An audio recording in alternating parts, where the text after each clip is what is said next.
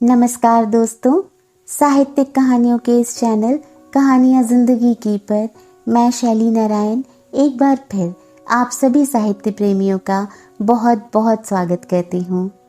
और आज आप सबके सामने लेकर आई हूँ श्री नरेंद्र कोहली जी द्वारा रचित एक व्यवहारिक कहानी।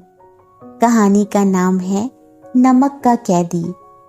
आगे बढ़ने से पहले आप सभी से हमेशा की तरह मेरा आग्रह है कि अगर चैनल पर पहली बार आए हो या अब तक ना किया हो तो चैनल को सब्सक्राइब जरूर करें। आइए कहानी को सुनते हैं।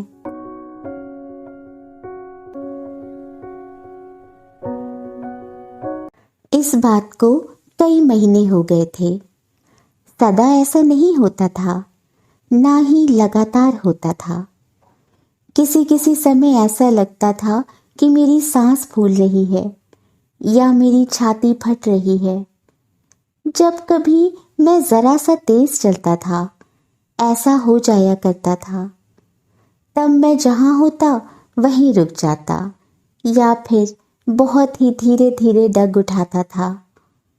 2-4 मिनटों के बाद मैं अपने आप ही ठीक हो जाता। कभी कभी तो बिना तेज चले भी ऐसी तकलीफ हो जाया करती थी।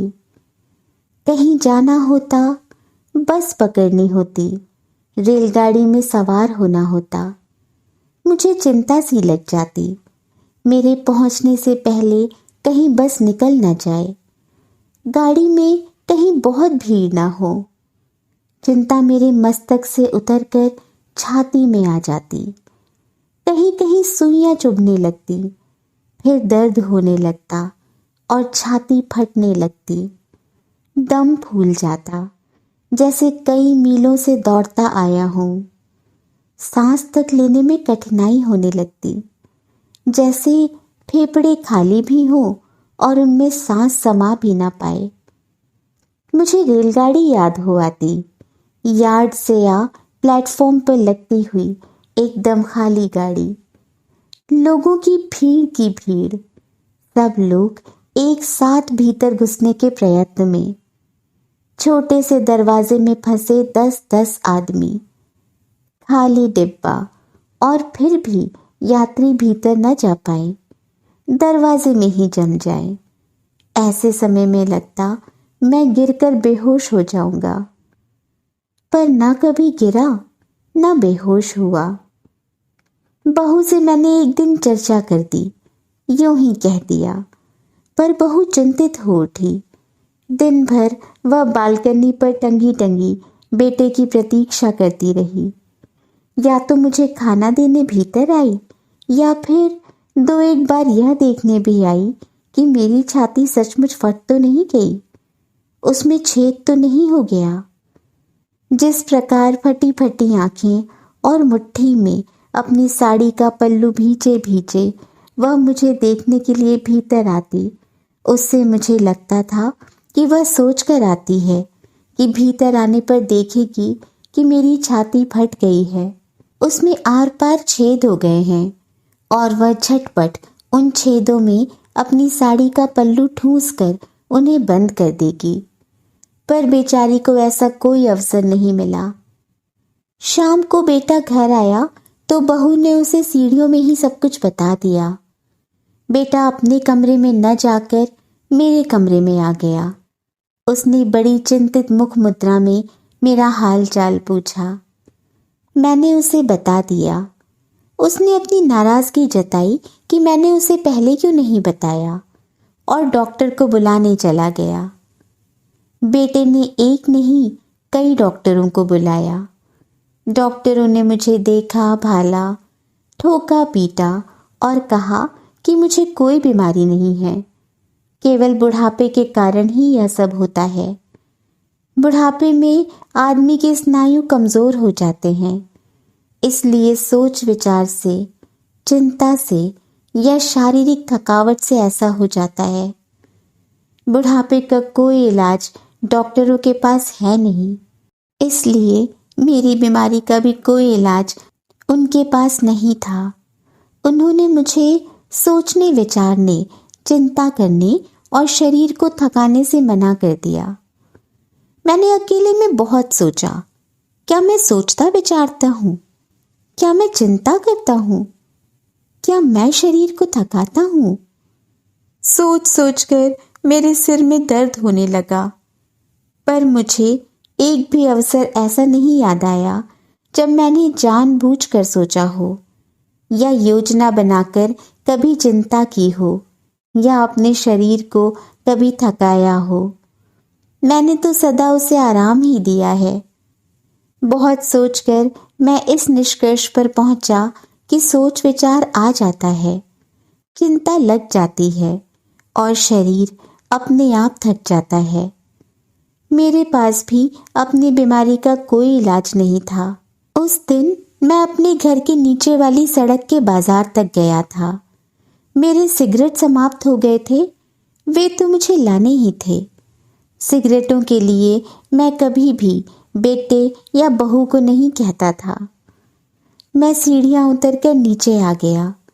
इधर उधर अच्छी तरह देखकर सड़क पार की और सिगरेटों की दुकान पर जा पहुंचा। सिगरेट वाले ने मुझे देखते ही गोल्ड फ्लैग की 10 डिब्बियां पनामा के डिब्बे में सजाकर दे दी। वह मुझे अच्छी तरह जानता है। इंजीनियर साहब के बाप को यानी मुझको यहाँ के सारे दुकानदार जानते हैं। वह यह भी जानता है कि मैं केवल गोल्ड फ्लैग ही पीता हूँ, और वह यह भी जानता है कि मैं उसकी दुकान पर आता हूँ तो केवल सिगरेटों के लिए आता हूँ, क्योंकि पान मैं नहीं खाता और सिगरेटों के मैं 10 पैकेट लेता हूँ। मैंने उसे पैसे दिए और लौट पड़ा। सहसा मुझे लगा मेरी छाती में फिर तकलीफ है, और उसी के साथ साथ पहले माथे पर पसीने की हल्की हल्की बूंदें उभरी और फिर मेरा सारा शरीर पसीने से भीग गया। मैं खड़ा का खड़ा रह गया। सोचा अभी मेरी तकलीफ पहले की तरह 2-1 मिनटों में ठीक हो जाएगी, पर ऐसा हुआ नहीं। वह बढ़ती गई। जैसे सिगरेट का कश लेकर मुंह से बाहर फेंका हुआ धुआं समय के साथ फैलता ही जाता है। मैं सड़क के किनारे की एक दुकान की टेक लेकर खड़ा हो गया और फिर वहीं बैठ गया। मुझे इस प्रकार बैठते दुकानदार ने देख लिया था।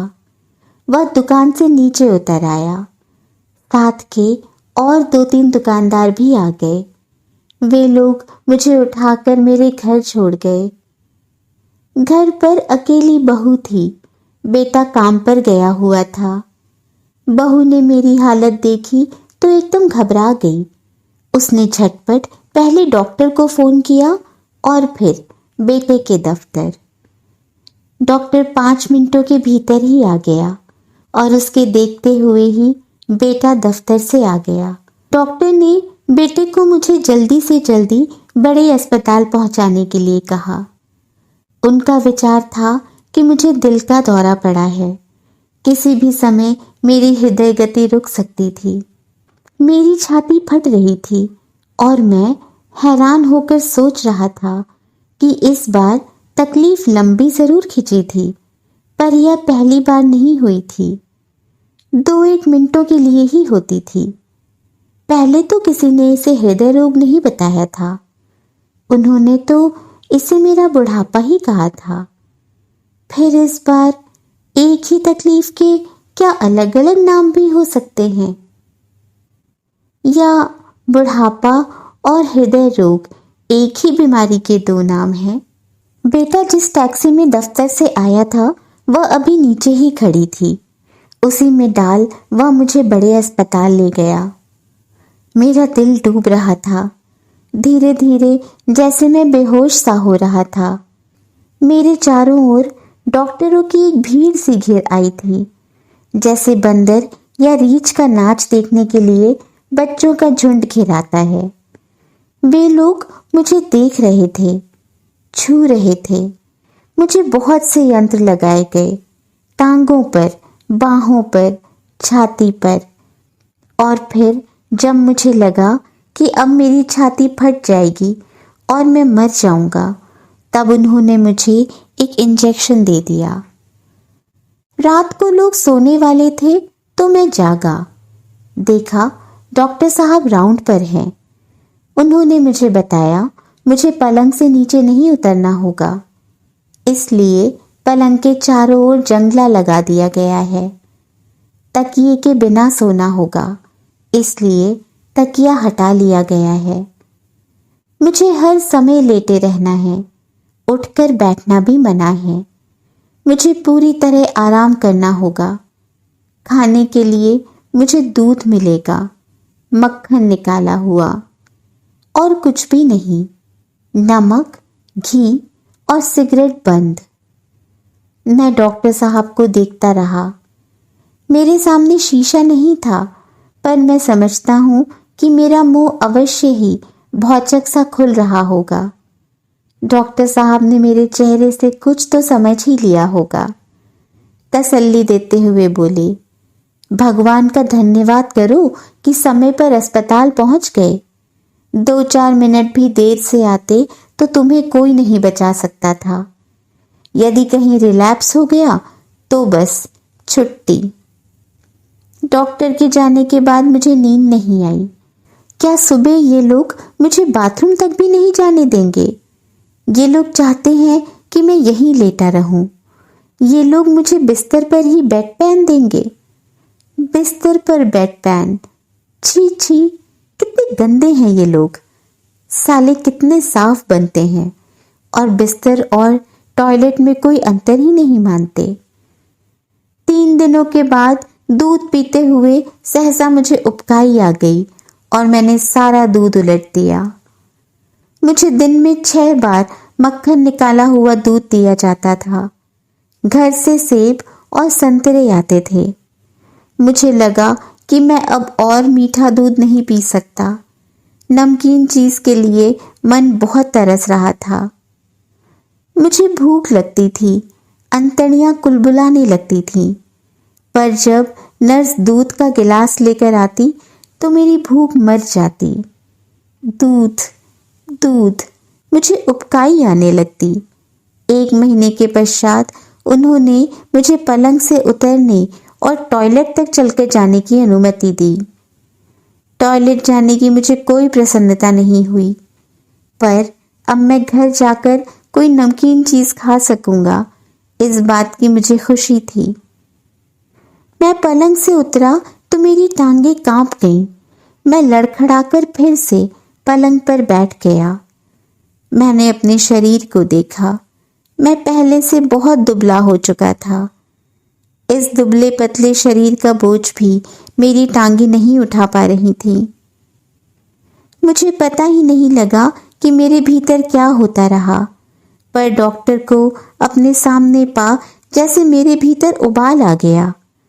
जी में आया कि डॉक्टर को गर्दन से पकड़कर 3-4 चांटे लगा दूं, पर मेरा शरीर अपने स्थान से हिला तक नहीं। बस जीभ चल पड़ी। तुमने मुझे भूखा रख रख कर इतना दुर्बल कर दिया है कि मैं अपने पैरों पर खड़ा भी नहीं हो सकता। तुम मुझे मारना चाहते हो? डॉक्टर मुझे देखता रह गया। उसका चेहरा वैसा ही निर्विकार रहा। बोला, धीरे धीरे फिर शक्ति आ जाएगी। कुछ दिनों के बाद मैं पलंग पकड़ पकड़ कर पग पग चलने लगा। मुझे अपना पोता बहुत याद आता था।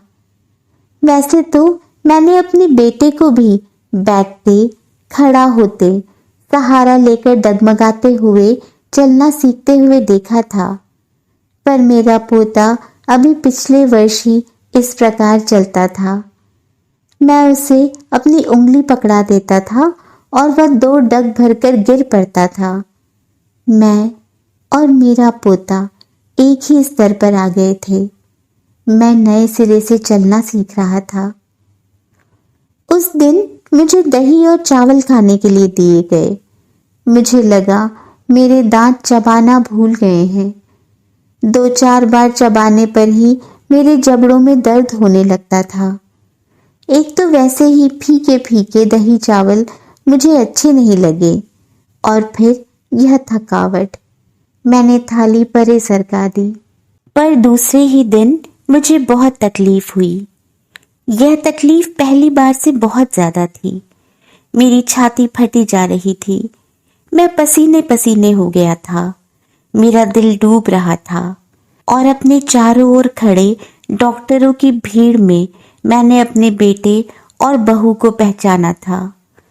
वे दोनों चुपचाप रो रहे थे और मेरा पोता बेटे की गोद में हैरानी से कभी अपनी माँ को, कभी बाप को और कभी मुझे देख रहा था। डॉक्टर ने कहा था कि कोई बदपरहेजी हो गई थी, इसलिए मुझे फिर से मक्खन निकाला हुआ दूध दिया जाने लगा।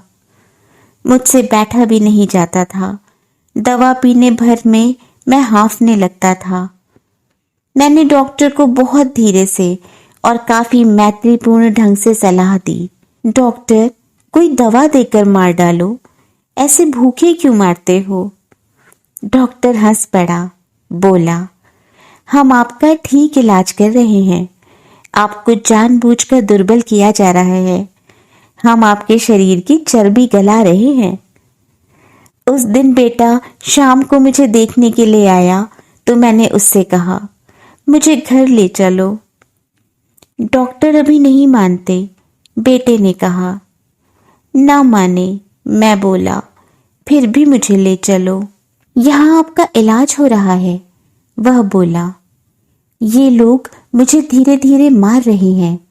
मैंने भेद भरे स्वर में उसे बताया, ये मेरी चर्बी गला रहे हैं, फिर मेरी हड्डियां गलाएंगे।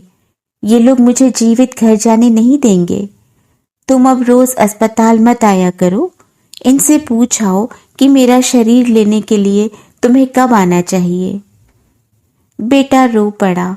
उसने मेरा हाथ अपने हाथ में ले लिया। पिताजी, आप ऐसी बातें न सोचें, उसने कहा। आप ठीक हो जाएंगे। यहाँ आपका ठीक इलाज हो रहा है। और फिर देखिए ना, उसने मुझे समझाया। यदि उनकी इच्छा के विरुद्ध मैं आपको ले गया और आपको फिर कभी कोई तकलीफ हुई तो वे लोग आपको फिर से एडमिट नहीं करेंगे। यहाँ एक ही तो ऐसा अस्पताल है। छोटे शहरों में बड़ी तंगी है। बेटा चला गया। मैंने बहुत सोचा, पर मुझे यही लगा कि बेटा मेरी बात नहीं मानेगा। वह मुझसे बहुत प्यार करता है। वह मुझे बचाकर, संभाल कर रखना पसंद करेगा, जैसे मैंने अपने परदादा की घड़ी एक डिब्बे में संभाल कर गोदरेज अलमारी की सेफ में रखी हुई थी।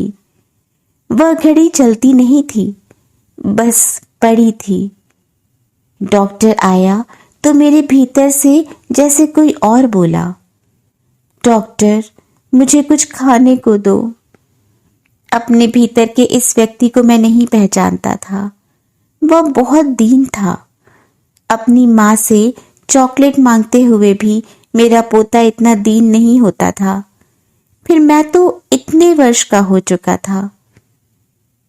क्या खाएंगे आप? डॉक्टर ने पूछा।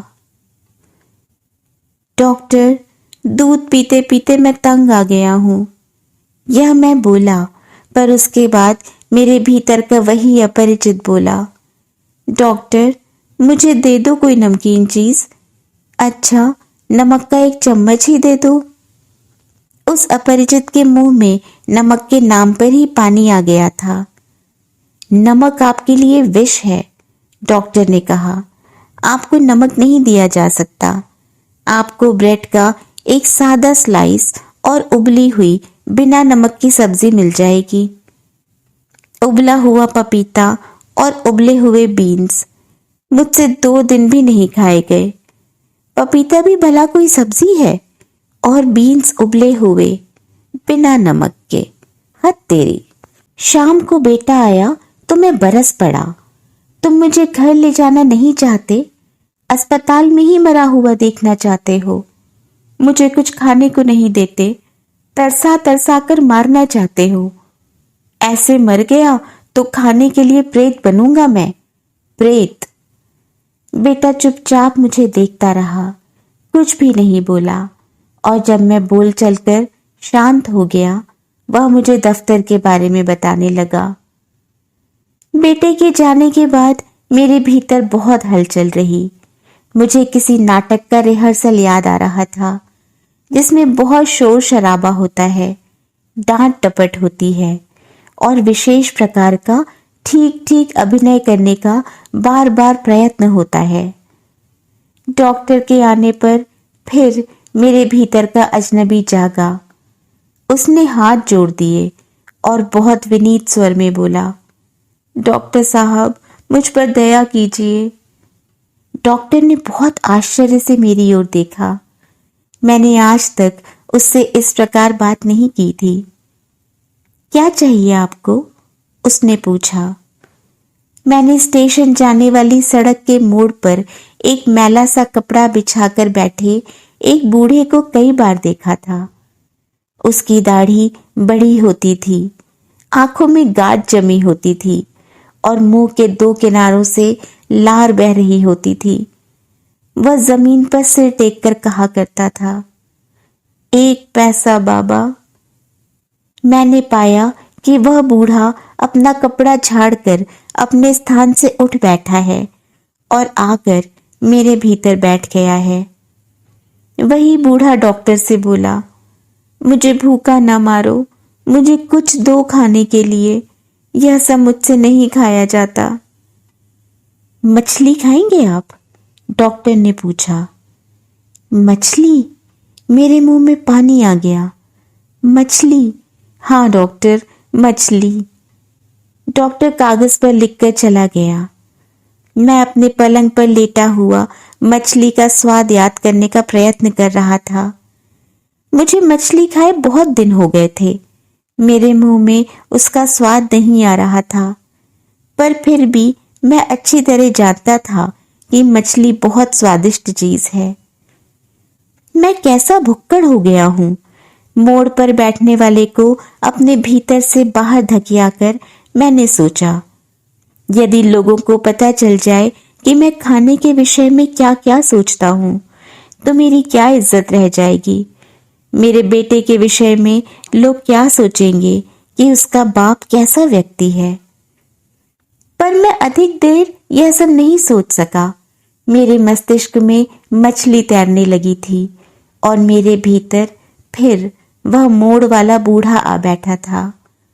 कभी मछली ऊपर ऊपर तैरती, कभी तह में चली जाती, कभी उसका सारा शरीर दिखता और कभी केवल मुंह। वे लोग मछली के पकौड़े तल देते तो और भी अच्छा रहता, मैंने सोचा। खाना देने वाली नर्स ने खाने की ट्रॉली रोककर मेरी थाली में मछली रखी तो मैं उसे देखता रह गया। मछली उबली हुई थी, सफेद सफेद, बिना नमक की, जैसे कच्ची हो। मैंने नाविकों के विषय में पढ़ रखा था कि समुद्र में भटक जाने पर जब उन्हें खाने के लिए कुछ भी नहीं मिलता, वे लोग कच्ची मछलियां खाते हैं। पर मैंने मछली का टुकड़ा मुंह में डालकर निगलने का प्रयत्न किया। जी में आया नर्स से कहूं, पानी का एक टब दे जाए, मैं यह मछली उसमें तैराऊंगा। मैं रात भर पानी में तैरती मछलियों के स्वप्न देखता रहा। दूसरे दिन खाने वाली ट्रॉली के साथ एक नई नर्स थी। उसके वार्ड में घुसते ही मैंने देख लिया था कि वह नई है। इस वार्ड में उसे मैंने पहले कभी नहीं देखा था। मैंने अपने आप को तैयार करना शुरू किया। उसको जरा सा भी शक हो जाता तो बात बिगड़ जाती, पर शक हो ही क्यों। मैंने इधर उधर देखा, किसी का भी ध्यान मेरी ओर नहीं था। मैंने अपने बिस्तर के पैताने पड़ी हुई थाली उठाई और खिसक कर साथ वाले खाली पलंग पर बैठ गया। इस पलंग का मरीज आज सवेरे ही डिस्चार्ज हुआ था और मैं तभी से इस विषय में सोच रहा था। वह खाने की ट्रॉली ठेलती हुई आई और मेरी थाली में भी रोटियों के साथ उबले हुए आलू का नमकीन भुर्ता और मसालेदार कीमा डालकर चली गई। उसके आगे बढ़ते ही मैं फिर अपने पलंग पर खिसक आया। रोटियों को मैंने छुआ नहीं। 1 चम्मच कीमा मुंह में डाला, मुंह से लार बह निकली। 2 महीनों के बाद मेरे जीभ को नमक मिला था।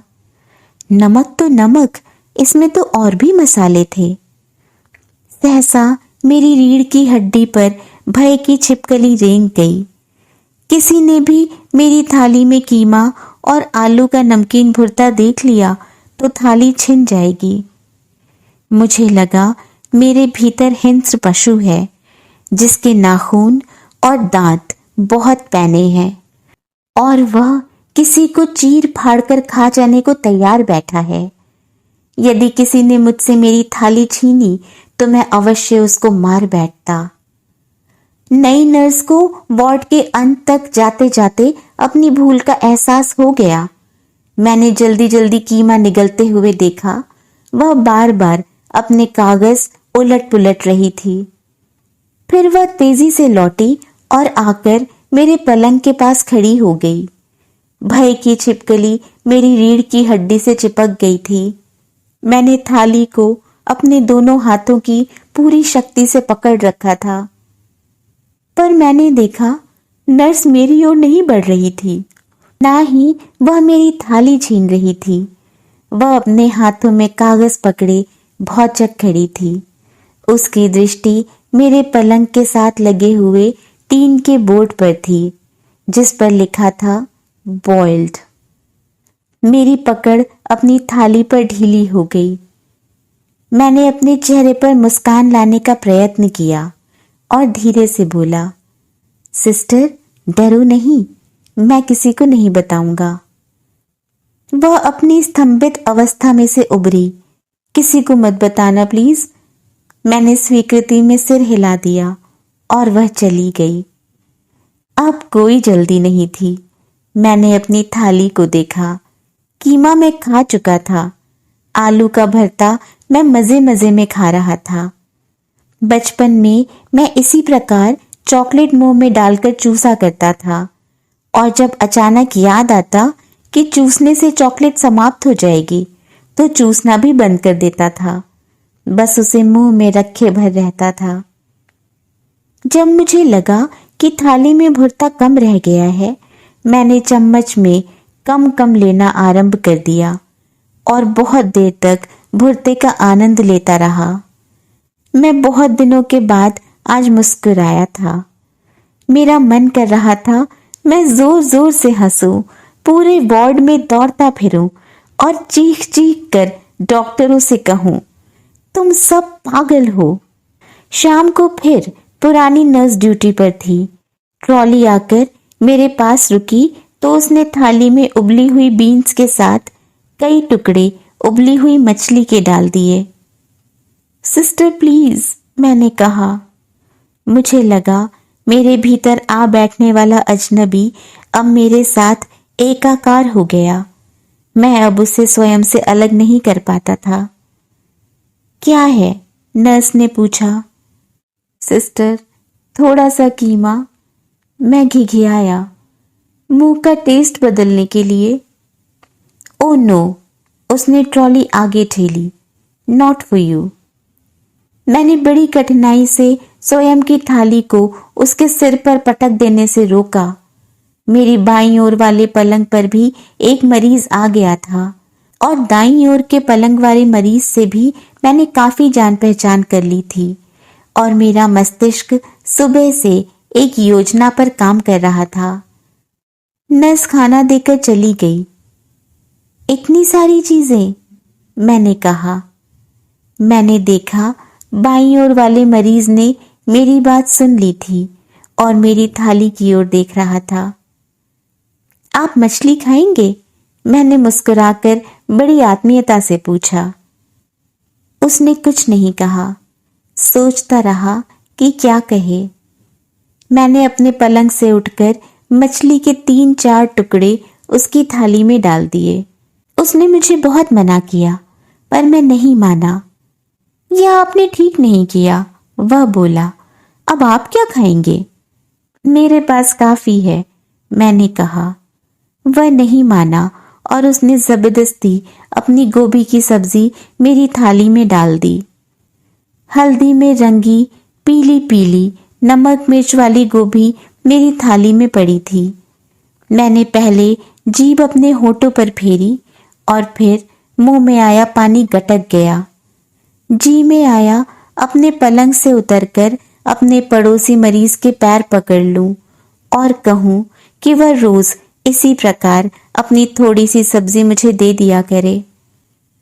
उसी शाम को बेटा मुझे घर ले आया।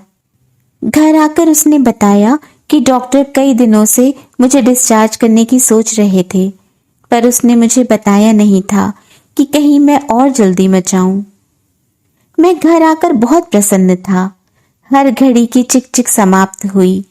अस्पताल में तो दवा पीकर या खाना खाकर 1 मिनट के लिए भी बिस्तर पर बैठा नजर आ जाऊं तो वार्ड के कोने से सिस्टर इंचार्ज की आवाज आती थी, लेट जाइए।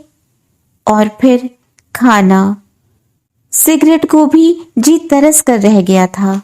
घर पर भी जब मेरे सामने बिना नमक मिर्च की उबली हुई सब्जियां आई तो मुझे गुस्सा आ गया। मैंने प्लेट उठाकर पटक दी। प्लेट खन्न करती हुई टुकड़ों में बट गई और सब्जियां सारे कमरे में बिखर गईं। मैंने देखा बहू अपना बायां पैर बार बार दबा रही थी। शायद उसे टूटी हुई प्लेट का टुकड़ा लग गया था, पर मुझे एकदम दया नहीं आई। मैं इतने गुस्से में था कि यदि वह मेरी बहू ना होती, कोई और होता, तो मैं टूटी प्लेट के टुकड़े या और जो कुछ मेरे हाथ में आता उसे उठा उठा कर मारता। यही सब खिलाना था तो घर क्यों लाए, मैंने कहा और उसी प्रकार फुफकारता हुआ गुस्से में लेट गया। बहू ने कुछ नहीं कहा। वह जाकर बेटे को बुला लाई। बेटे को देखते ही मैं उठ बैठा। बेटा मेरी ओर देखता रहा। उसने कुछ कहा नहीं। मैंने ही कहा, भूखे रहकर जीने से मैं खा पीकर मरना अच्छा समझता हूँ। पिताजी, आप हमारी मजबूरी समझिए। अंत में बेटे ने कहा। उसकी आंखों में आंसू थे। हम आपको अपने हाथों से विष नहीं दे सकते। वे दोनों कमरे से चले गए। मुझे कुछ कहने का अवसर उन्होंने नहीं दिया। मैं भन्नाता हुआ लेट गया।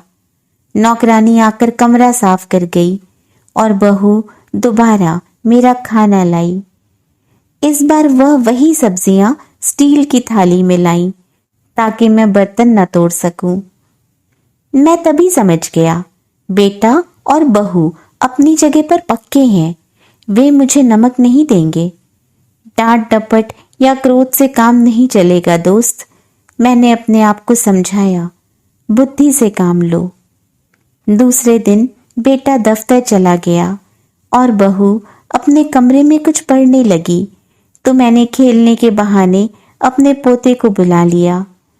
जितने दिन मैं अस्पताल में रहा था, पोता मुझसे मिला नहीं था। लगता था मेरी बीमारी की चिंता में बेटे और बहू ने पोते का एकदम ध्यान नहीं रखा था। वह बड़ी ललक से मेरे पास आया। चॉकलेट कौन खाएगा, मैंने उसे गोद में लेकर पूछा। बबलू, उसने कहा। तो पहले बबलू बेटा रसोई से थोड़ा नमक लाए। मैंने उसे गोद से उतारकर फर्श पर खड़ा कर दिया। मुझे आशंका थी कि 3 वर्ष का बबलू नमक कैसे लाएगा। फिर भी प्रयत्न करने में क्या हर्ज है। मैं बबलू की प्रतीक्षा करता रहा। बबलू आया तो उसकी मुट्ठी में चुटकी भर नमक था। मैंने बड़े यत्न से सारा नमक उससे ले लिया। उसकी नन्ही हथेली को जीभ से चाट लिया। फिर नमक उंगली उंगली चाटा और शेष अखबार के टुकड़े में लपेटकर अपने तकिए के नीचे रख लिया। बबलू नमक कहाँ से लाया, मैंने पूछा। मीना ने दिया, उसने कहा। मीना हमारी नौकरानी है। यह तरीका फिर भी काम कर सकता है, मैं सोच रहा था। यदि मैं मीना को ही रुपया 2 रुपया दे दिया करूं तो वह मुझे नमकीन चीजें दे सकती है। शायद वह मुझे सिगरेट भी ला दे।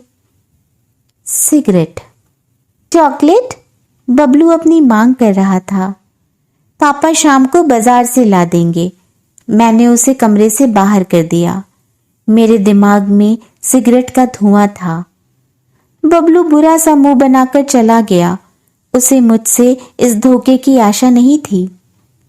सिगरेट, मैं सोच रहा था। जिस दिन मुझे अस्पताल ले जाया गया था उस दिन मैं गोल्ड फ्लेक के 10 पैकेट लाया था। वे मेरी अलमारी में होने चाहिए। मैंने अपने कमरे का दरवाजा बंद कर लिया और अलमारी खोली। सामने ही 10 पैकेट पड़े थे, साथ ही माचिसें भी थी। मैंने एक पैकेट निकाल लिया और सदा खुली रहने वाली अलमारी को ताला लगाकर चाबी अपनी जेब में डाल ली। बेटा मेरी सिगरेटों के पैकेट नहीं छीन सकता। शाम को मैं सिगरेट पी रहा था। मैंने बेटे के आने की आहट सुनी। मैंने झट से सिगरेट बुझा दी, पर सहसा मेरे मस्तिष्क में बिजली कौंधी। मैंने सिगरेट फिर से जला लिया और दीवार से टेक लगाकर आराम से कश खींचने लगा। बेटा मेरे कमरे के द्वार पर आया। उसने पर्दा हटाया। कैसे रहे पिता? उसने मुझे सिगरेट पीते हुए देख लिया था।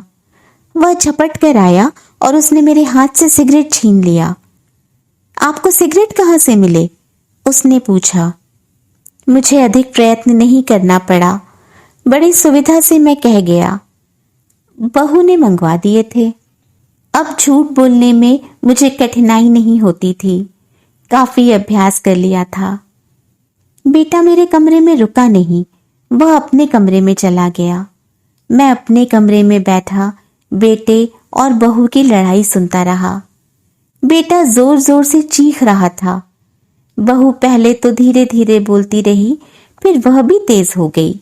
वह किसी बात से बार बार इनकार कर रही थी। फिर मुझे लगा जैसे बेटे ने बहू को चांटा मार दिया हो। चीखना बंद हो गया। लड़ाई थम गई। मैं अपनी चारपाई पर लेटा लेटा मुस्कुराया। मैं बहू को बहुत अच्छी तरह जानता हूँ। कल से मुझे नमकीन सब्जियां भी मिलेंगी और सिगरेट भी। मेरा बेटा एकदम उल्लू है, मैंने मन ही मन कहा।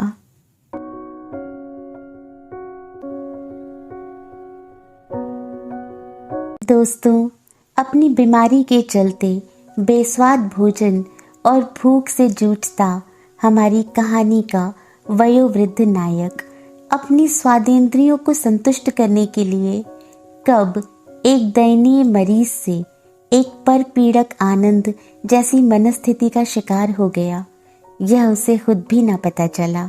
मानव मनोस्थिति की हर दशा का इतना गहन विवेचन करना नरेंद्र कोहली जी जैसे महान लेखक के बस की ही बात हो सकती है।